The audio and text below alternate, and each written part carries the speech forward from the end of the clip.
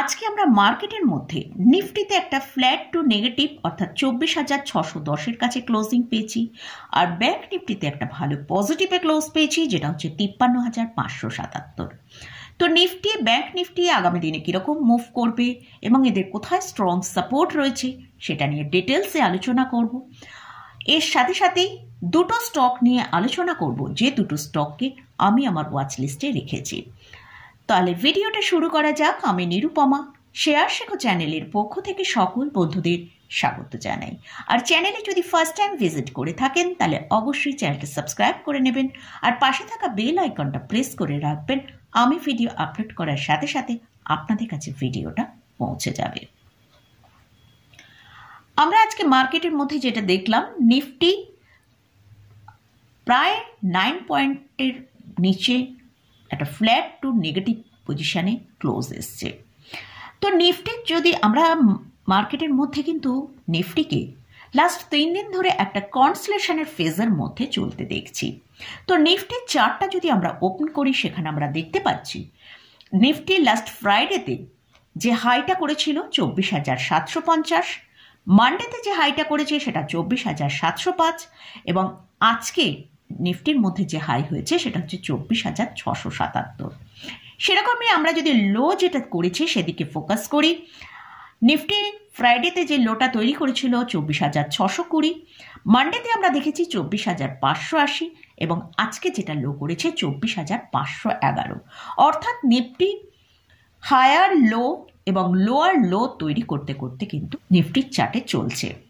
তো নিফটি আজকে কিন্তু আমরা দেখেছি যেটা স্ট্রং সাপোর্ট রয়েছে 24,500, সেখানে কিন্তু একটা ভালো সাপোর্ট নিয়ে নিফটি ক্লোজিং টাইমে প্রায় 100 পয়েন্টের মতন একটা ওপরে এসে ক্লোজিং দিয়েছে।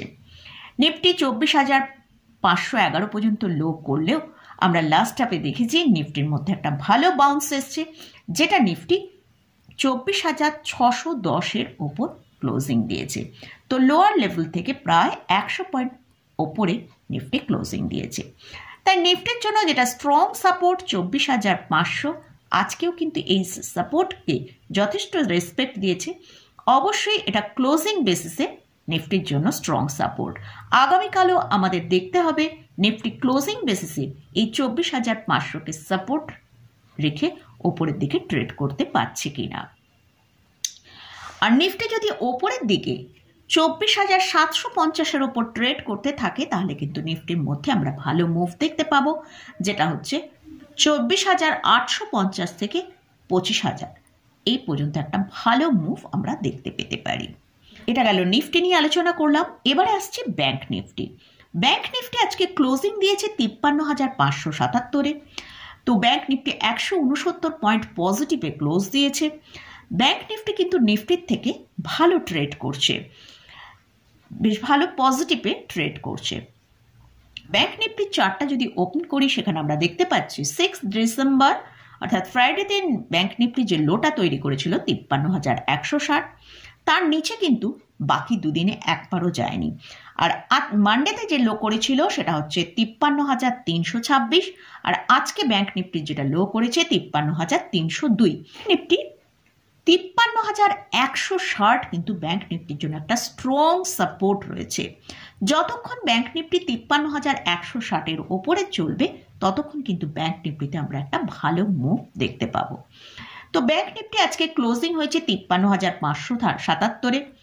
তো ব্যাংক নিফটি যদি আগামীকাল 53,650-এর ওপর চলতে থাকে তাহলে আমরা ওপরের দিকে 53,850 থেকে 53,900 পর্যন্ত মুভ করতে দেখতে পারি। আর সাপোর্টটা অবশ্যই 53,160, এই সাপোর্টটা কিন্তু ব্যাংক নিফটির জন্য একটা স্ট্রং সাপোর্ট। এটা গেল নিফটি এবং ব্যাংক নিফটি নিয়ে আলোচনা করলাম। এবারে আসছি দুটো স্টক নিয়ে, যে দুটো স্টক আমার ওয়াচ লিস্টে রেখেছি। ফার্স্ট যে স্টকটা নিয়ে ডিসকাস করব সেটা হচ্ছে পিএনবি। এই স্টকটা নিয়ে রিসেন্ট আমি আপনাদের সাথে ব্যাংকিং স্টক হিসেবে আলোচনা করেছি এই ভিডিওটায়। তো যাই হোক, পিএনবি ক্লোজিং প্রাইস হয়েছে 110 টাকা 95 পয়সা। আজকে এই পিএনবিতে আমরা 2%-এর ওপর র্যালি দেখেছি। তো এই র্যালিটা লাস্ট হাফে কিন্তু আমরা র্যালিটা আসতে দেখলাম। তো এই র্যালিটা কেন এসেছে, এর পেছনে কিন্তু পিএনবির একটা ভালো পজিটিভ নিউজ রয়েছে, তার জন্যই এতটা র্যালি এসছে। ব্যাংকিং স্টকের মধ্যে একটা ভালো পজিটিভ মুভি আমরা দেখতে পাচ্ছি আরবিআইয়ের পলিসির পর। আরবিআইয়ের পলিসিতে যেহেতু পজিটিভ নিউজ ব্যাংকিং স্টকের জন্য রয়েছে, সেই জন্য কিন্তু আমরা একটা ভালো মুভ দেখতে পাচ্ছি। তো এই পিএনবিতে যে নিউজটা আজকে এসেছে সেটা আপনার সাথে একটু শেয়ার করব। পাঞ্জাব ন্যাশনাল ব্যাংক যে লোন দেয় তার এগেনস্টে মর্টগেজ রাখে।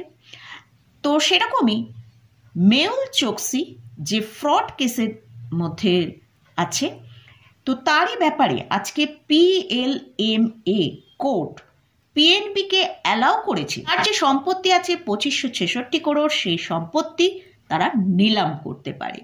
তো বেশ বড় একটা অ্যামাউন্ট, এবং এই নিলাম করার পারমিশন কিন্তু পিএনবি পাঞ্জাব ন্যাশনাল ব্যাংক তারা পেয়েছে। এটা কিন্তু পাঞ্জাব ন্যাশনাল ব্যাংকের জন্য একটা খুব বড় পজিটিভ নিউজ। তো এতে কি হবে, কোম্পানির কাছে ভালো একটা ক্যাশ আসবে। তো তার জন্য কিন্তু স্টকের মধ্যে একটা ভালো আমরা আপসাইড দেখতে পেতে পারি। আমি আপনাদের সাথে আলোচনা করেছিলাম বাই অ্যান্ড ডিপস এলেই কিন্তু স্টকের মধ্যে একটা ভালো পজিশন নেওয়া যেতে পারে। তাহলে সেরকমই যদি স্টকের মধ্যে একটু বাই অ্যান্ড ডিপস আমরা দেখতে পাই, অবশ্যই কিন্তু স্টকটাকে আমরা অ্যাকুমুলেট করতে পারি। আর এই স্টকের আপসাইড কত দূর যেতে পারে, শর্ট টার্মের জন্য 115 থেকে 16 টাকা পর্যন্ত যেতে পারে। আর নিচের দিকে যে সাপোর্টটা আছে 107 টাকা। আর একটু যদি 3 মাস মতন টাইম দেওয়া যায় তাহলে কিন্তু ওপরের দিকে আমরা 125 থেকে 127 টাকা পর্যন্ত এই পিএনবিতে আমরা মুভ দেখতে পারি। কারণ জাস্ট খবরটা এসেছে, তো এই কাজটা যখন পুরোপুরি কমপ্লিট হয়ে যাবে তখন কিন্তু এই পাঞ্জাব ন্যাশনাল ব্যাংকের কাছে কিন্তু একটা বড় অ্যামাউন্ট এসে যাবে। তো এটা একটা পিএনবির ক্ষেত্রে বড় পজিটিভ নিউজ। নেক্সট আসছি উইপ্রো নিয়ে আলোচনা করব। আজকে উইপ্রো স্টকের মধ্যেও ভালো র্যালি এসেছে, তো সেটা নিয়েও আলোচনা করব। তার আগে আমি একটু আইটি ইন্ডেক্স নিয়ে আলোচনা করব। আইটি ইন্ডেক্স নিয়ে রিসেন্ট আপনাদের সাথে এই ভিডিওটায় আলোচনা করেছিলাম যে আইটি ইন্ডেক্সে একটা মানে ভালো র্যালি এসেছে, যেটা মানে 52 উইক হাইয়ের ওপর ট্রেড করছে। আজকেও আমরা আইটি ইন্ডেক্সের মধ্যে কিন্তু একটা খুব ভালো আপসাইড এসছে। আবার নতুন 52 উইক হাই তৈরি করলো, যেটা হচ্ছে 45,377।